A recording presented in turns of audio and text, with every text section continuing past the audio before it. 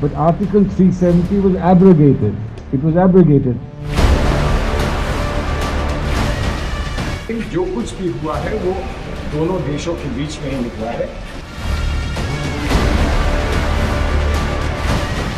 And even the land of Mahatma Gandhi will not turn the other cheek when this happens. Shashi Tharoor ji BJP के super प्रवक्ता हैं.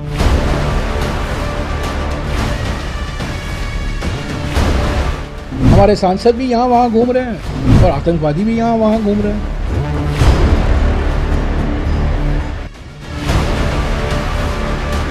तो नकल करने के लिए अकल भी चाहिए. नमस्कार, दूरदर्शन उत्तर प्रदेश के विशेष कार्यक्रम में आप सभी का स्वागत है. मैं हूं बरखा बली.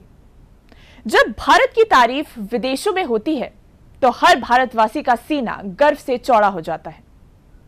मगर क्या ये तारीफ कांग्रेस को रास नहीं आ रही है? क्या उन्हीं के नेताओं के बयान कांग्रेस की परेशानी का सबब बनते जा रहे हैं? आज हम आपको वो तस्वीरें दिखाएंगे, वो आवाजें सुनाएंगे जो विदेशों में तो भारत की छवि को मजबूत कर रही है, मगर कांग्रेस के लिए अंदर ही अंदर घमासान शुरू कर दे रही है. कांग्रेस के सियासत के ये वो बड़े चेहरे हैं जिन्हें फिलहाल कांग्रेस अपने लिए किसी मुसीबत से कम नहीं मान रही है. ये चेहरे भारत की तरफ से विदेशों में भेजे गए डेलीगेशन का हिस्सा हैं.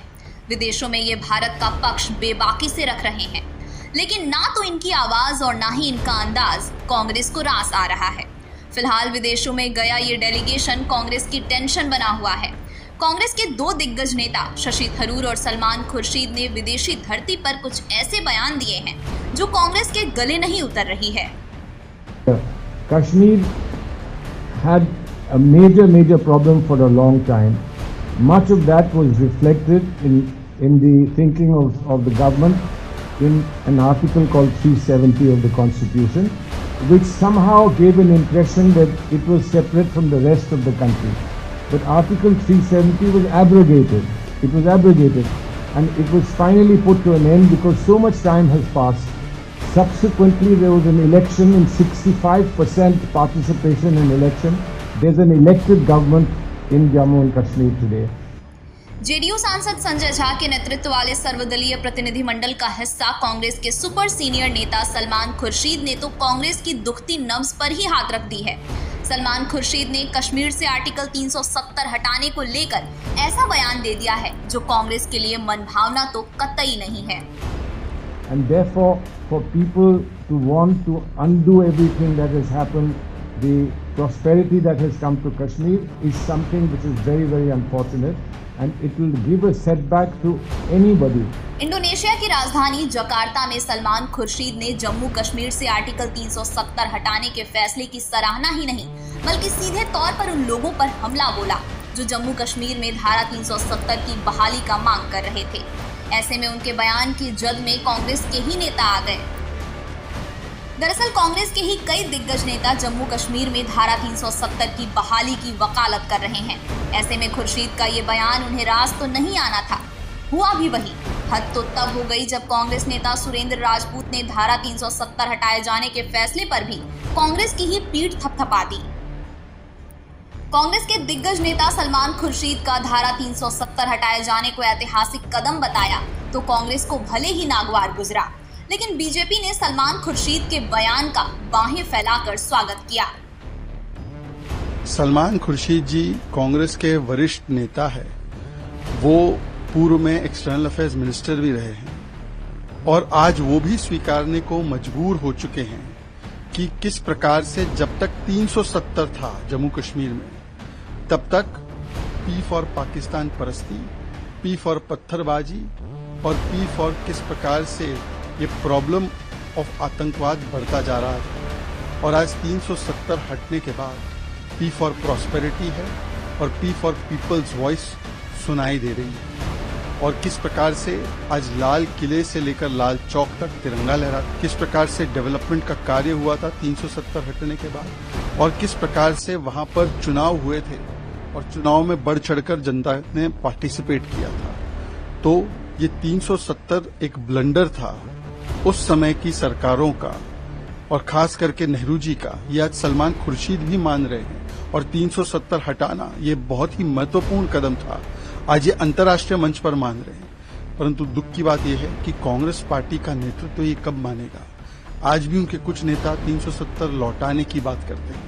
देखिए, सलमान खुर्शीद जी ने बहुत सारे राज उगल दिए। पहले उन्होंने कोई मीडिएशन नहीं हुआ था, इसके ऊपर भी बोला और तब भी कांग्रेस पार्टी का झूठ पकड़ा गया। आज 370 ने कैसे जम्मू कश्मीर को बर्बाद किया था और उसके हटने के बाद कैसे जम्मू कश्मीर में एक प्रकार से प्रॉस्पेरिटी की लहर आई है, उस पर भी कांग्रेस पार्टी जो नैरेटिव फैलाती थी उसको भी ध्वस्त करने का काम किया है। मुझे लगता है कांग्रेस पार्टी को पूछना चाहिए कि क्या वो सलमान खुर्शीद जी की बातों को नकारेगी, सुपर प्रवक्ता बताएंगे या स्वीकारेंगे। सलमान खुर्शीद का ये पहला बयान नहीं था जिसने कांग्रेस की मुसीबतें बढ़ाई हो। दरअसल भारत पाकिस्तान के बीच हुए सीज फायर पर कांग्रेस लगातार मोदी सरकार के फैसले पर अमेरिकी मध्यस्थता के आरोप लगा रही थी, लेकिन कांग्रेस के सियासी अरमानों पर उनके ही नेता सलमान खुर्शीद ने ये कहकर पानी फेर दिया था कि अमेरिका ने कोई मध्यस्थता नहीं की है। हस्तक्षेप किसी किस्म का हस्तक्षेप कहीं नहीं था, कहीं मध्यस्थता नहीं थी। लेकिन जब विश्व में ऐसी चीज होती है तो अलग अलग लोग प्रयास करते हैं कि कुछ संदेश दें, कुछ कहें, कुछ पहुंचाएं, लेकिन जो कुछ भी हुआ है वो दोनों देशों के बीच में ही हुआ है। हालांकि सलमान खुर्शीद इकलौते कांग्रेसी नेता नहीं हैं जो कांग्रेस के लिए मुसीबत बने हैं। दूसरा नाम शशि थरूर का है। शशि थरूर के बयान तो कांग्रेस के लिए सिरदर्द बने हुए हैं। भारत की ओर से विदेशी दौरों पर गया ऑल पार्टी डेलीगेशन द्वारा आतंक के सरपरस्त पाकिस्तान की पोल खोलने का काम जारी है, लेकिन जाने अनजाने में कांग्रेस की भी पोल खुलती जा रही है और पोल खोलने वाला भी कोई और नहीं, कांग्रेस के ही नेता हैं। कांग्रेस सांसद शशि थरूर ने पनामा में पाकिस्तान में आतंकिस्तान की तबाही के लिए भारत सरकार की तारीफ क्या कर दी। देश में ही कांग्रेस को ये नागवार गुजरा। But what has changed in recent years is that the terrorists have also realized they will have a price to pay. On that, let there be no doubt.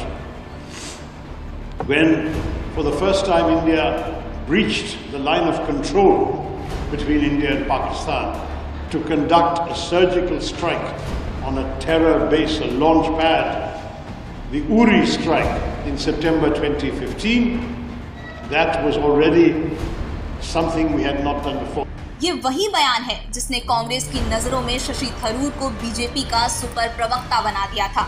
Congress नेता शशि थरूर ने पनामा की धरती से पाकिस्तान को बेनकाब करने के साथ ही आतंकवाद के खिलाफ नए भारत के बदले हुए मिजाज और एक्शन के अंदाज को दुनिया के सामने रखा तो कांग्रेस को मिर्ची लग गई। कांग्रेस के दिग्गज नेताओं में शुमार उदित राज ने शशि थरूर के बयान पर न सिर्फ सवाल खड़े किए बल्कि उन्हें बीजेपी का प्रवक्ता तक कह डाला। नहीं, शशि थरूर जी बीजेपी के सुपर प्रवक्ता हैं जो बीजेपी के लोग नहीं कह पा रहे हैं। मोदी जी की चमचागिरी या मोदी जी का गुणगान जितना वो नहीं कर पा रहे हैं और बीजेपी के लोग उससे ज्यादा शशि थरूर कर रहे हैं। यानी देश हित में कोई बोले तो वो बीजेपी का प्रवक्ता। कांग्रेस नेता उदित राज के इस बयान से सियासी घमासान मच गया। सवाल उठने लगे कि क्या कांग्रेस को अब देश की तारीफ भी मंजूर नहीं है। सवाल उठे कि क्या देश हित से ऊपर दल हित है। उदित राज के बयान के मायने समझाते हुए बीजेपी नेता शहजाद पूनावाला ने कांग्रेस को जमकर निशाने पर लिया, साथ ही इसे कांग्रेस की साजिश करार दी। जब शशि थरूर जी कांग्रेस के सांसद पाकिस्तान को अंतर्राष्ट्रीय मंच पर बेनकाब करते हैं तो कांग्रेस पार्टी के पेट में दर्द क्यों हो रहा है? सोचिए, क्योंकि शशि थरूर जी ने भारत को प्रथम रखा, देश हित को प्रथम रखा, दल हित को नहीं, परिवार हित को नहीं, तो आज कांग्रेस पार्टी शशि थरूर जी को भरपेट गालियां दे रही है केवल इसलिए क्योंकि शशि थरूर जी ने बताया और राहुल गांधी को झूठा साबित किया कि कोई मीडिएशन नहीं हुआ। बेबाकी से अपनी राय रखना शशि थरूर की सियासी पहचान है। ऐसे में अपने ही दल के नेता उदित राज द्वारा अपने ही ऊपर लगाए गए आरोपों पर शशि थरूर ने कोई रिएक्शन नहीं दिया क्योंकि फिलहाल वो नेशनल ड्यूटी पर हैं। लेकिन शशि थरूर को लेकर हाल फिलहाल में कांग्रेस की तरफ से उठे सवालों के बाद इस बात को बल मिलता दिख रहा है। कांग्रेस पार्टी के अंदर खाने में ऑल इज नॉट वेल, लेकिन कांग्रेस के अंदर खाने में चाहे जो कुछ चल रहा हो, लेकिन दुनिया में पाकिस्तान को बेनकाब करने के लिए गए इस डेलीगेशन में कांग्रेस के नेताओं के इन बयानों की देश में तो जमकर तारीफ हो रही है। हाँ, ये बात जरूर है कि सियासी गलियारों में कांग्रेस इसे अपने लिए मुसीबत के तौर पर देख रही है और इसकी हताशा देश में कांग्रेस के नेताओं के बयानों में भी झलक रही है। हुआ था उसमें उनकी भूमिका थी, यानी कि ये जो पहलगाम के आतंकवादी हैं, उन्होंने 4 आतंकी हमले कराए हैं 18 महीने में। आज वहाँ यहाँ वहाँ घूम रहे हैं, हमारे सांसद भी यहाँ वहाँ घूम रहे हैं और आतंकवादी भी यहाँ वहाँ घूम रहे हैं। जब सरकार का विरोध इकलौता मकसद बन जाए तो ऐसे बयान हैरान करने के बजाय बयान देने वाले की हताशा तो जग जाहिर करते हैं। क्या मोदी विरोध की आग में कांग्रेस ने देश हित को भी झोंक दिया है? जयराम रमेश का ये बयान तो इसी बात की तरफ इशारा कर रहा है। ये बयान भी कांग्रेस के किसी छिटपुट नेता की तरफ से नहीं आया है। जयराम रमेश गांधी परिवार के वो सिपह सालार हैं जो कांग्रेस की सियासत की दिशा और दशा तय करते हैं। लेकिन उस पार्टी की सियासत की दिशा क्या है और दशा क्या होगी, इसका अंदाजा उसके सिपह सालार के बयान से ही लगाया जा सकता है। हुआ था उसमें उनकी भूमिका थी, यानी कि ये जो पहलगाम के आतंकवादी हैं, उन्होंने 4 आतंकी हमले कराए हैं 18 महीने में। आज वहाँ यहाँ वहाँ घूम रहे हैं, हमारे सांसद भी यहाँ वहाँ घूम रहे हैं और आतंकवादी भी यहाँ वहाँ घूम रहे हैं। सवाल उठ रहे हैं कि क्या कांग्रेस विदेशों में भारत का बखान रास नहीं आ रहा है? क्योंकि एक तरफ दुनिया में भारत का परचम लहरा रहा है तो दूसरी तरफ देश में ही कांग्रेस ऐसी भाषा का प्रयोग कर रही है। जयराम रमेश के इस कुंठा को बीजेपी ने कटघरे में खड़ा कर दिया। कल तो मुझे बड़ा दुख लगा और आश्चर्य भी लगा।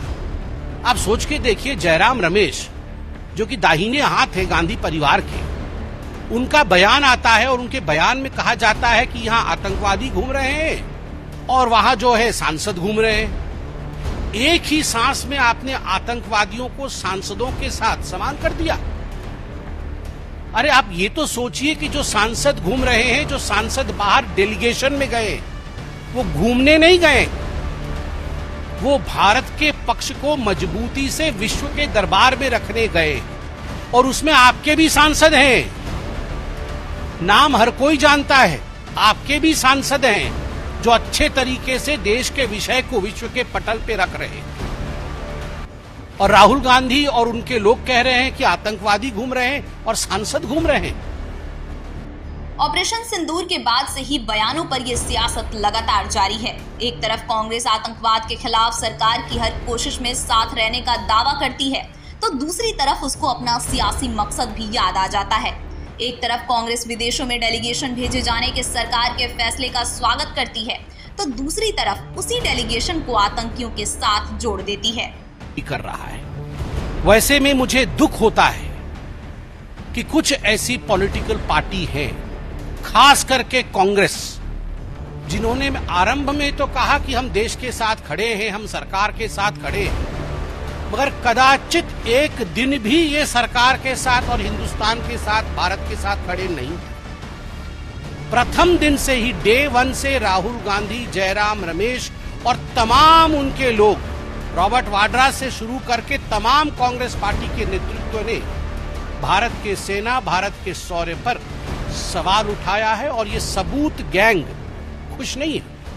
वो दिन भी था जब आतंकवादियों को पीएमओ बुलाया जाता था। तत्कालीन प्रधानमंत्री सोनिया जी के कहने पर आतंकवादियों को अपने घर, अपने निवास और अपने ऑफिस पे बुलाते थे। उनका सत्कार होता था, उन्हें तोहफा दिया जाता था। वह दिन भी हमें याद करना चाहिए जब सोनिया जी रोती थी, आतंकवादियों के मृत शरीर को देख, मृत देह को देखकर वो रोती थी। उनको कंट्रोल नहीं होता था कि क्यों ये आतंकवादी बाटला हाउस एनकाउंटर में मारा गया। वह दिन भी थे जब 26/11 के बाद राहुल गांधी पार्टी करते थे, बड़ी बड़ी पार्टियां मनाते थे। वो लोग आज कह रहे हैं कि आतंकवादी घूम रहे हैं और सांसद घूम रहे हैं। एक तरफ आतंकवाद की फैक्ट्री पाकिस्तान की जग हंसाई में भारत का डेलीगेशन कोई कसर नहीं छोड़ रहा है तो दूसरी तरफ कांग्रेस की तरफ से आ रहे विवादित बयान न सिर्फ उन सांसदों का बल्कि देश का भी मनोबल गिराने का काम कर रहा है और कांग्रेस की एक कोशिश मोदी सरकार के फेवर में जा रही है। ऐसे में 7 सर्वदलीय डेलीगेशन को विदेश भेजना मोदी सरकार के लिए तुरुप का इक्का साबित हो सकता है। कांग्रेस पार्टी में पीएम मोदी के प्रशंसक बढ़ते जा रहे हैं। सलमान खुर्शीद ने धारा 370 हटाने की तारीफ की। शशि थरूर को सरकार ने एक डेलीगेशन का नेतृत्व सौंपा है। शशि थरूर और सलमान खुर्शीद ने सरकार की नीतियों की तारीफ की है। ऐसे में विदेशों में डेलीगेशन भेजना सरकार का मास्टर स्ट्रोक साबित हो रहा है। ऑपरेशन सिंदूर पर सवाल खड़े करने वाला विपक्ष कमजोर हो गया है। संसद के मॉनसून सत्र में सरकार को घेरने की विपक्षी कोशिश नाकाम हो सकती है। विपक्ष में सरकार के सबसे मुखर विरोधी रहे सांसद असुद्दीन ओवैसी भी विदेशी धरती पर पाकिस्तान की पोल खोल रहे हैं। I think yesterday the Pakistani army chief had gifted a photo to the Pakistani Prime Minister Shehbaz Sharif. President of Pakistan was there, the Speaker of National Assembly was there. And these stupid jokers, they want to compete with India. They had given a photograph of a 2019 Chinese army drill, claiming it's a victory over India. नकल के लिए भी अकल की जरूरत होती है। पाकिस्तान नकल तो करता है, लेकिन अफसोस अकल बाजार में नहीं बिकती। ओवैसी का ये तंज एक देश की सेना पर ही नहीं है, बल्कि उस देश की सोच और सियासी गंभीरता पर है। ओवैसी का ये खुलासा पाकिस्तान के उस झूठे दिलासा पर करारा तमाचा है जो पाकिस्तान अपने देश के नागरिकों को दे रहा था। ये एक हारे हुए देश की बची खुची साख पर बट्टा है। अब आखिर जिस पाकिस्तानी झूठ का ओवैसी ने पर्दाफाश किया, उस झूठ के पीछे की हकीकत क्या है वो भी जान लीजिए। ओवैसी ने कुवैत में कार्यक्रम के दौरान पाकिस्तान की सेना को एक्सपोज किया। दरअसल पाकिस्तान की सेना ने प्रधानमंत्री शहबाज शरीफ को एक तस्वीर भेंट की और इस तस्वीर के सहारे भारत पर जीत का झूठा दावा ठोका, जो असल में चीन के 2019 के सैन्य अभ्यास की तस्वीर थी। ओवैसी सांसद बैजयंत पांडा के नेतृत्व वाली सांसदों के डेलीगेशन का हिस्सा हैं। दरअसल पाकिस्तान के शराफत का चोला हटाने के लिए भारत की तरफ से भेजे गए सांसदों के 7 डेलीगेशन दुनिया में पाकिस्तान को एक्सपोज कर रहे हैं। इसी सिलसिले में असुद्दीन ओवैसी पाकिस्तान पर लगातार हमला बोल रहे हैं।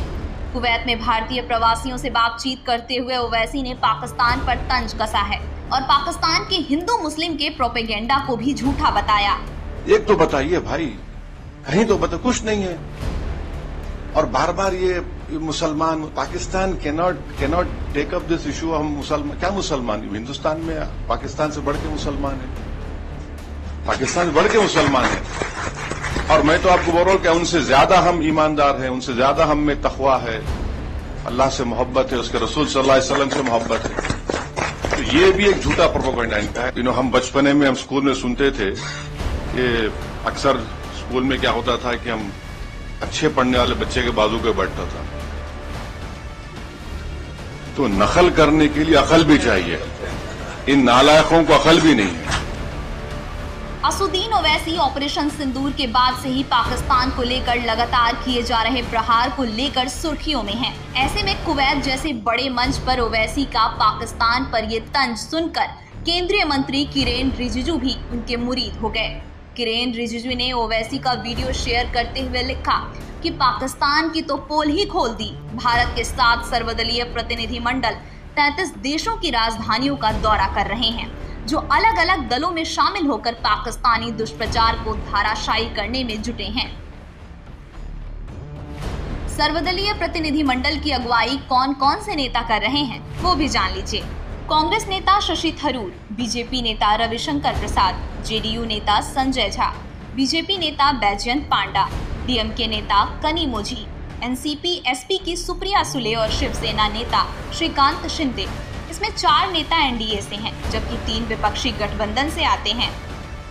जो भारत में बीजेपी के धुर विरोधी थे, वो विदेशों में जाकर भारत सरकार की तारीफ में कसीदे पढ़ते नहीं थक रहे हैं, क्योंकि वो विदेशी धरती पर सिर्फ भारतीय बनकर गए हैं।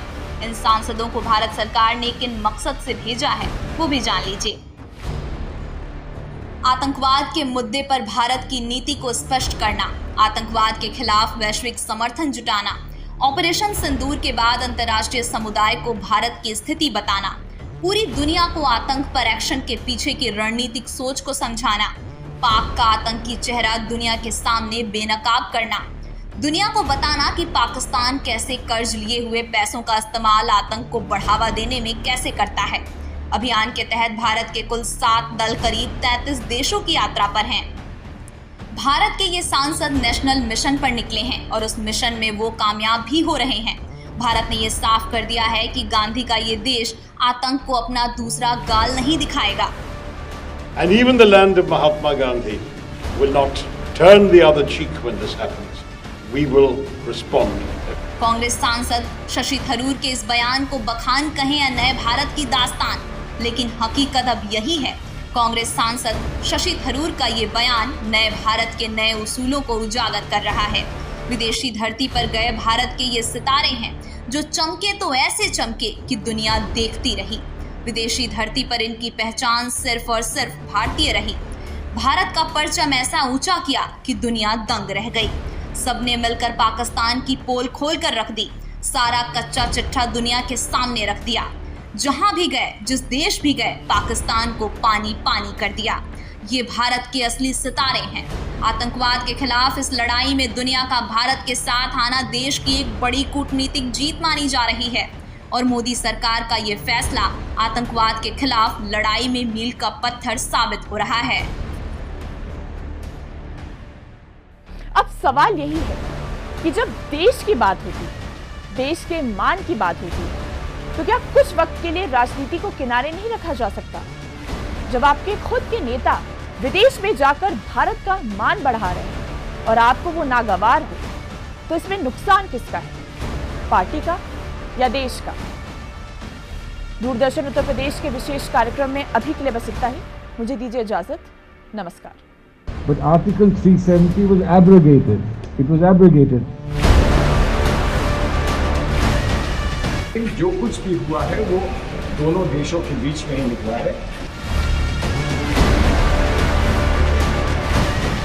And even the land of Mahatma Gandhi will not turn the other cheek when this happens. Shashi Tharoor ji BJP के सुपर प्रवक्ता हैं।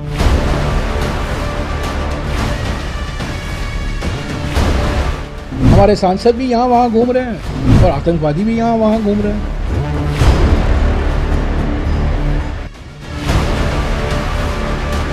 तो नकल करने के लिए अकल भी चाहिए।